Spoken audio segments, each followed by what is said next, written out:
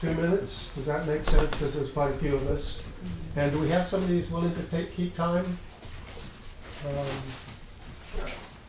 Raj? You want me to do it? If you could be the timekeeper, that would be great. When Adrianne, if she has something to respond, try to keep it brief, but then we'll give you some time at the end to summarize, right? 10 minutes or so at the end. 2 minutes. Summarize. So we'll start here. Yeah, I don't have I just want to say I'm so excited to hear this. I wasn't even going to come because I thought, what? It totally opened my eyes here. This is amazing. So I just want to say thank you very much. Okay, thank you. I came specifically because you were talking about religion and liberation together, and I try and make this as brief as I can. I feel like in the United States and in many of the first world countries, we often don't, there are, so, like for example, I'm a member of DSA, and I don't see much connection between religious approaches and the type of work that they're doing regarding socialism, for example. And I know from my own experience that sometimes in countries which do have a more socialist apparatus in their government, for I lived when I was young in Israel and during years when that country was a more socialist country, there can be a lot of divisiveness and division between people who are religious and people who are socialist or communist. And there being a communist or a socialist, they didn't really make much distinction. So I was interested in finding out what people here and yourself thought about that regarding the United States, because in this country so often the Christians that we find in our political spectrum are often exploited or aligned with very reactionary political views, and it seems like rarely do we find an ability, like there seems to be, it's easy, for I myself am not a religious person, so I would be the first one who would be like you, kind of like, who wants to come and listen to people talk about religion?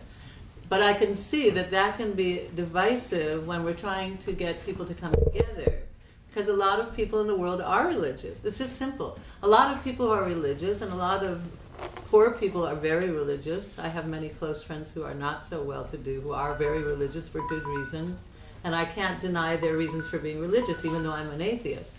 And then I look out at working-class people and the struggles they have, and poor people, and I think, many of them are very religious, even in the United States. How do we bring that together with the idea of socialism or liberation generally in our society?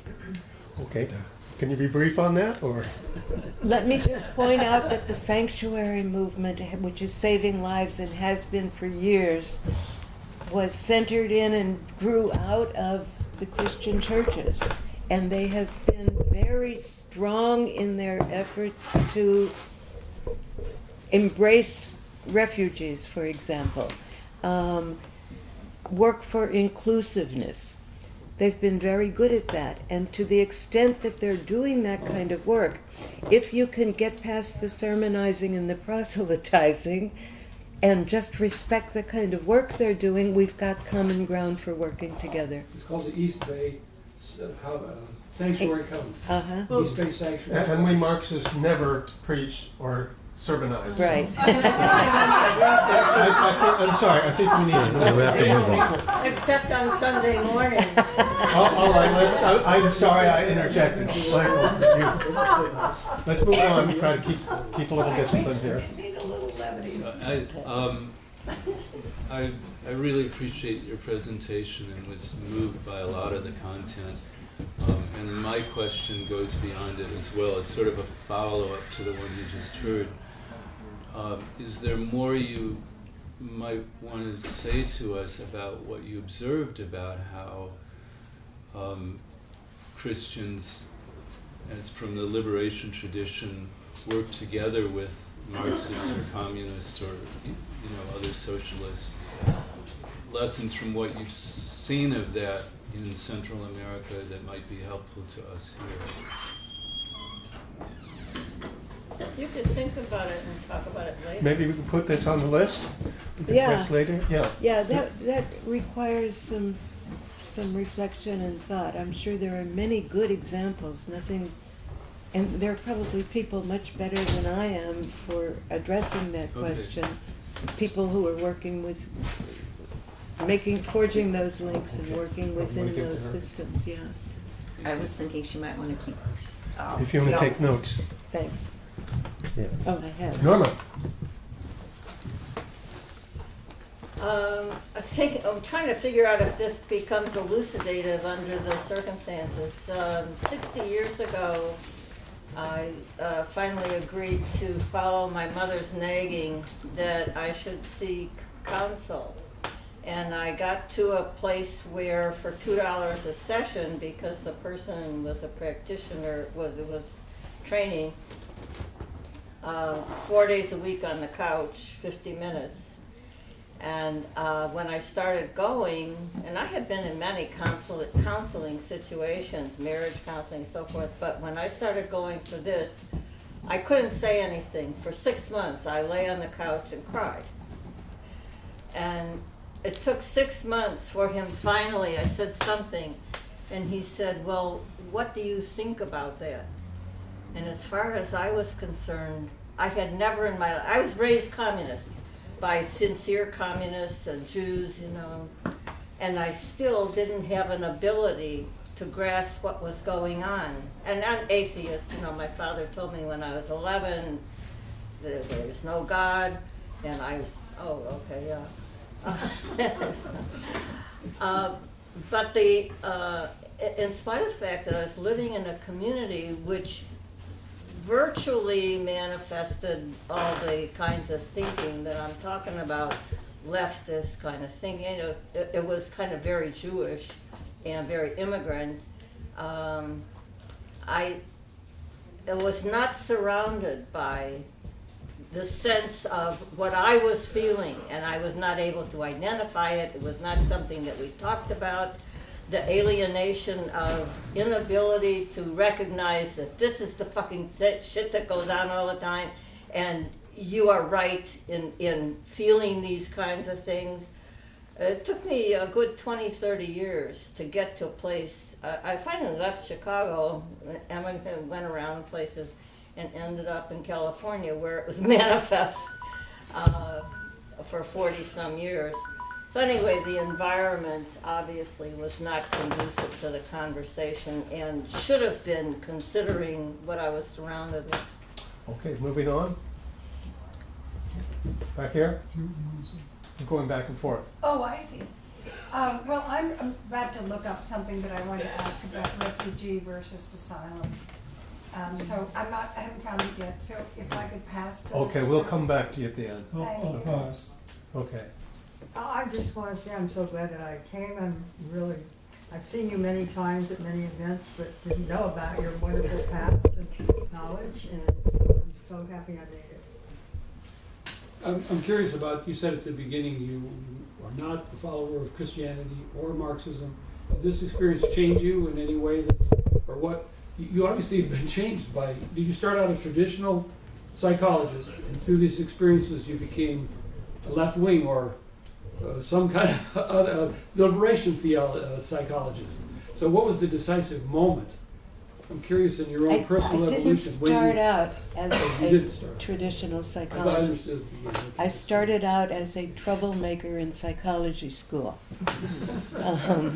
And the professors who were imparting this knowledge about moral development theory, for example, a guy named Kohlberg made these stages of moral development. According to those stages, all of these people on these caravans, all of the people creating communities and working together in solidarity, are lacking in moral judgment, because the highest level of moral judgment is something they can't attain, because the highest one lets go of that thing of making decisions on behalf of others and using only the self as the basis for making your moral decisions in a dilemma.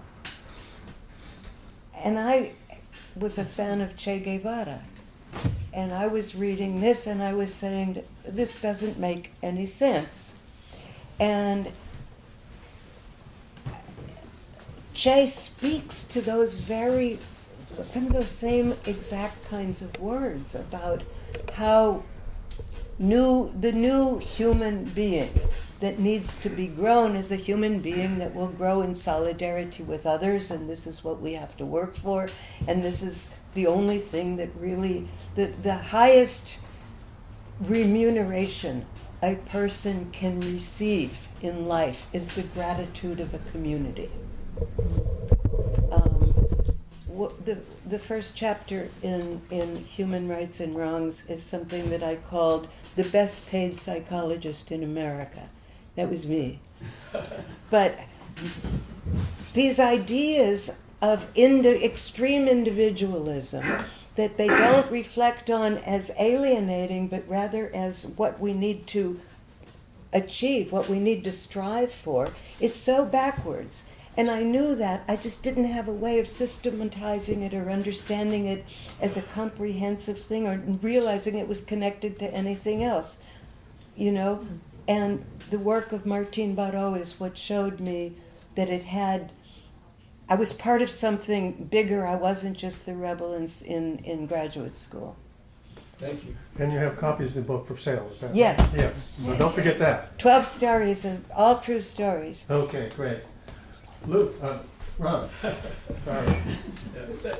I really appreciate the timeliness of what you presented. It was so, your engagement with these refugees and how their humanity comes out only under stress when they are treated as some kind of isolated witness.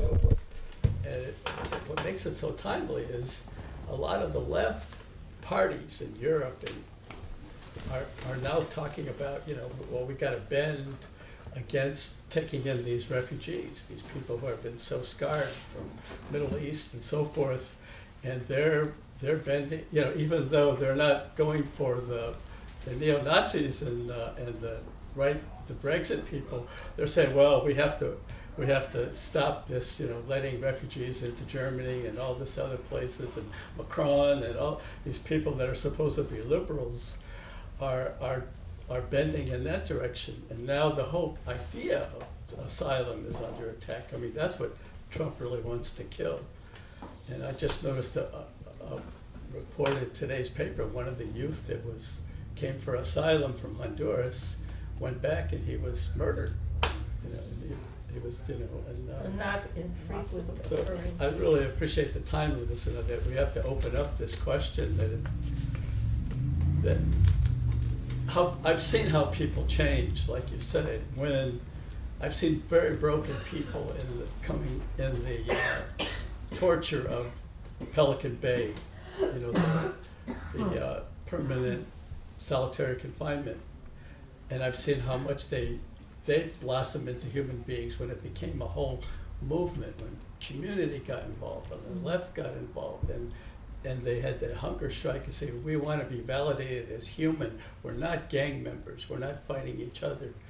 And I appreciate that interconnection. And I think that's what Marx was talking about when, in 1844, when he was, no, I think this was a little later, but he was saying we have to make a differentiation between the religion of the oppressor and that of the oppressed, that this is a sigh of the soul, the soul of the soulless world is the sigh of the oppressed, and that there's a reason in that, and when that becomes something real, it doesn't become something beyond, it becomes something in your life, and that's the point of affinity I have.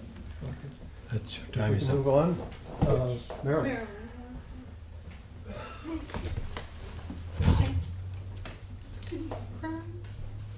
She and I had a very good talk last night. And I knew her through all these meetings as the mommy of the doggy. I didn't know her, because I heard her give a talk about this book at FUU last week. We are a fucking broken country. Most of us are broken. Most of us. and anybody we bring into this country gets broken. And all I can say is thank you. Thank you. Thank you. Yeah, the thing from your talk that really resonated with me, aside from the obvious humanism displayed, was the how much it is actually U.S. policies that created the crisis in Latin America.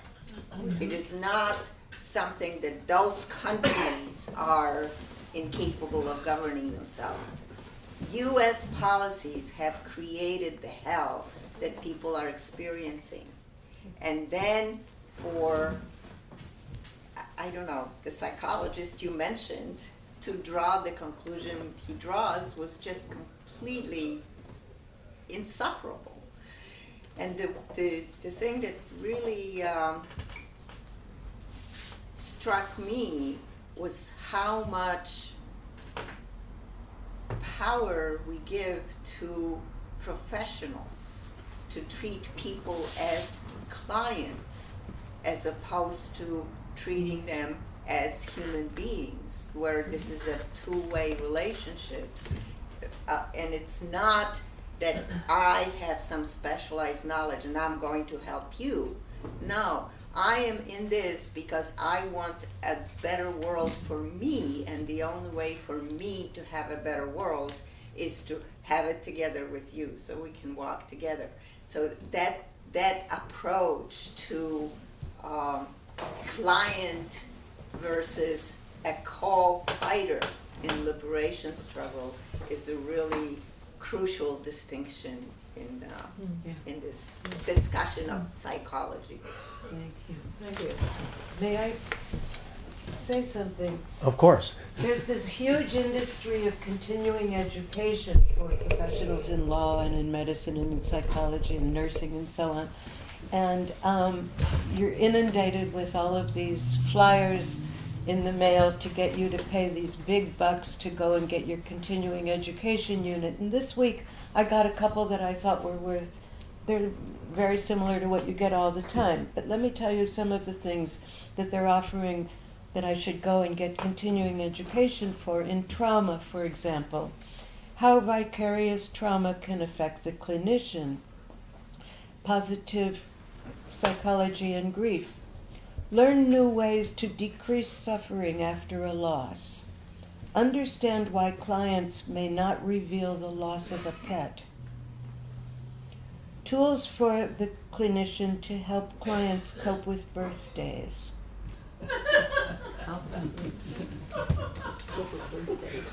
One on chronic anxiety by different outfit, making money from this. Help clients quiet their mind and relieve chronic worry. Overcome fears of flying and public speaking. You know, there's nothing about anybody who has suffered oppression and how you need to have an appreciation and a knowledge and an understanding in order to address their needs. Yeah. Will you start offering that? Yeah. I was going to say, would you Two of us please are saying, launch a training by you? yeah, sign up with Okay, them. we'll move They'll on. take anybody. Jerry. I have considerably more opposition than I would be able to articulate even if I had time.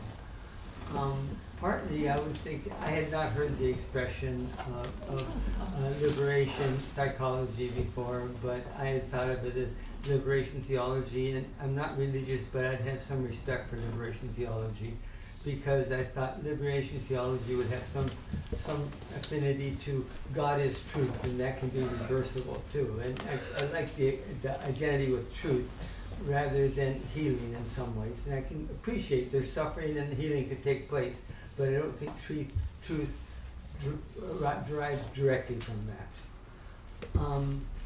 I think that as far as like trauma being the cause of things, it's not in opposition to the psychological movement right now. PTSD is the description of everything. It's if a psychiatrist or a psychoanalyst is having mental problems themselves. It gets described as PTSD. There's people really suffering still, but it gets in that category and gets solved as that category, and that's the agreeable category. If one can go to in front of Congress and say PTSD, and it sells completely. And there's differences that go on in our minds when it becomes a psychological thing, when things get out of the thing where we have interconnection, where we're in language, and we're going into the underworld. Those things work on a different grammar than the world. I think that from your history, you would have been around here at the time and had some connection with a word we haven't said, which was radical psychiatry, which was real prominent here in the 70s, and kind of, well, I think in a very constitutional relationship with the wackiness of our politics and the wackiness of therapy at that time.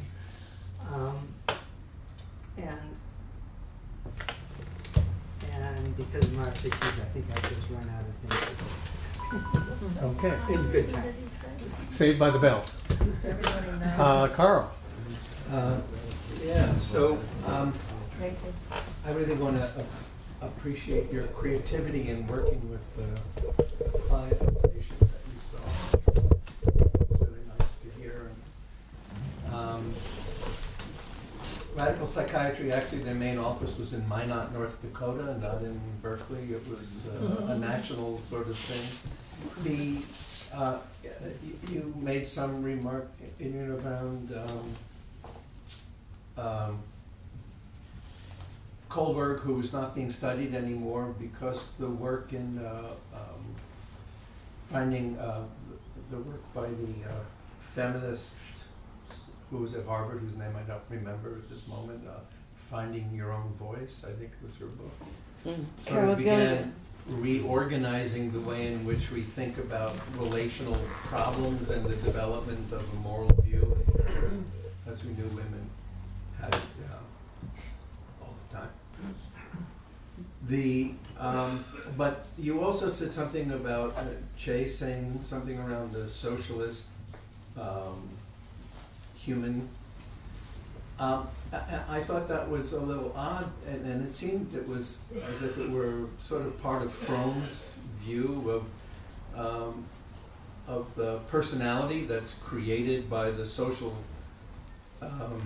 system. But there must be something that's more natural before the socialist, or comparing that to the capitalist characterological way of being. And it brings me to the issue of the inside-outside kind of thing. And psychology has been taken up with the development of understanding how the mind, not the mind, but the brain creates the mind. And I wish that there was some way that you could talk a little bit further about your understanding about brain and how the sort of internal, external worlds relate to each other. Do you want to respond now or wait till the end? That's another one of those things that requires some real reflection and thought to make an answer to if you haven't given it a lot of thought, and I haven't. Well, you have 20 minutes to think about it. We'll come back to it.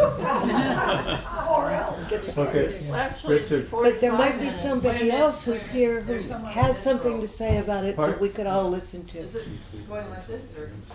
He I is. think she's the Rosa. Oh, okay. All right. All of the things that seem to be new that you're saying, I really appreciate. Gigi's head's in the way. Let's see. Except that it was all taken up by radical psychology, which have you looked at? I'm sure that you've looked into Claude Steiner and transactional analysis, the internalization of oppression, how people, have these things they've learned from society. He divided it up into very sort of childish things like your internalized pig, your parent, your child, to make it, but it was to the point of being kind of silly. But it was very much about a society and how people are internalized. And it was a big thing here in Berkeley, whether it's situated here or there. So I was wondering if you had connected very much with radical psychology as sort of promoted or, I don't know, espoused by Claude Steiner. I have not, no. Wow, you guys were like, okay. Because it was at the same time that you were kind of, you know, when you said the free speech movement, et cetera, it was sort of characteristic of that period. And I don't know what happened to it, but okay. Okay, let's move on over here. I was just thinking. Okay, Fabian. God herself needs to be liberated, and when the U.S. and all of its colonies do not allow for religion to be practiced, it is a thing which we do ourselves, and that we are not allowed to practice in the way that it needs to be, which is why we need to liberate countries instead of people, because if we try to work out at every single person how to do this within yourself, it is not going to work, in my opinion. I think that that when I pray to God, I am praying that everyone will be liberated, and that I will be liberated, and that there will be a future for people. And when I think of the way that we practice religion right now, I do not see it as something that is being allowed at all. We can only do it in the confines of what is created for us under capitalism right now, and we're not allowed to go beyond that.